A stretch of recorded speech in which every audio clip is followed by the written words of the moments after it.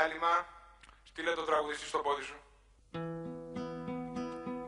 Σε γιορτινό αγώνισμα παίζατε τις αμάδες και δεν καταδεχόσασταν το κωμικό παιδί.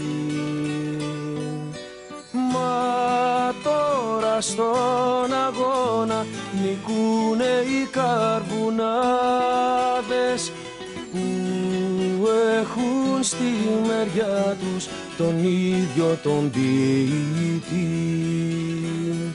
Ζει τα ωραία πράγματα με αίμα και με θυσίες προς το συμφέρον όλων σας και το κοινό καλό.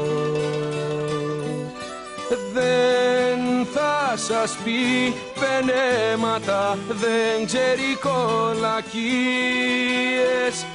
και για την ευτυχία σας πληρώνει τον καιρό.